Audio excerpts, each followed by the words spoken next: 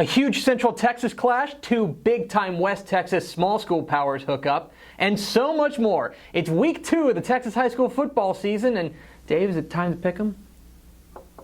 We're fixing to pick 'em.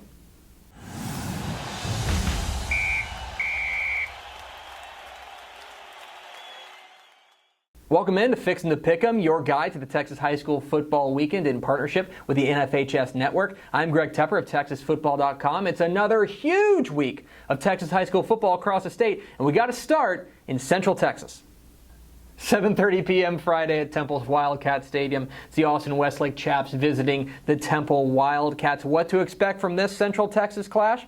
Well, here are the 3 keys. Number 1, can Westlake protect quarterback Sam Ehlinger?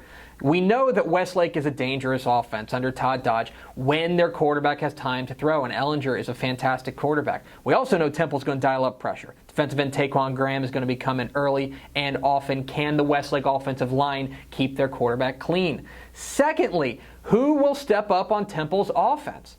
We know they have wide receiver Davion Curtis. He's a fabulous talent, but they need some other pieces to step up around him. Is it quarterback Cole Martin? Is it running back Devontae Neely? Somebody needs to come along if Temple's going to get back to a state title game like they were in last year. And thirdly, the atmosphere. Wildcat Stadium in Temple is notoriously hard to play in. In fact, Temple hasn't lost there since September 6th, 2013, nearly 2 years ago. Who did they lose to? Westlake. That's right. The Chaps handed them their last home loss. So what do I think of this one? I think you got to go with Westlake. Very impressed with what they did to South Lake Carroll. They took a passing offense out of its rhythm, and with Temple still trying to figure out who their playmakers are, I think Westlake has a chance to come in and steal a win over the Wildcats. In our small school spotlight, it's Wall visiting Cisco, a fantastic clash of West Texas small school titans. What do we make of this one? Number 1, Wall's rushing attack against Cisco's defense. We know what Wall's going to do offensively. They're going to run the ball in that flex bone offense. Bryce Dierschke, their quarterback, is going to run the show with their running back Tate Schwartz behind him. Can Carson Taff, the linebacker, and Cisco's defense slow that thing down and get it back to their offense, which leads us to number 2, Cisco's offense hitting big plays. This is a big play offense for the Lobos. Quarterback Taylor Massey is one of the very best, one of the most explosive in his classification. Can he hit the big plays necessary to get them over the top? Thirdly, coaching adjustments. These are 2 very good coaches out there in the small school ranks. I really like Houston Guy out of Wall, as well as Brent West out of Cisco. I think this is going to be a close game, so it's going to come down to little adjustments at halftime. These guys need to come out and show the other team something they're not expecting after halftime to put their team over the top. What do I make of this one? I think you got to lean towards Cisco. I like their ability to hit the big play with Taylor Massey, and I think their defense makes just enough stops to put them over the top of Wall. And now we go to the lightning round. Do we have that graphic yet for the lightning? No? No? Okay. You got to believe me, it's a lightning round. Arlington Martin and Dallas Skyline. I think there was no more impressive team in week 1 than Arlington Martin, and I think their defense leads them to another big win over Skyline. West Orange Stark and Port Neches Groves, got to go with West Orange Stark. They're my pick in 4A Division II, and I think that Jack Dallas leads them to a win.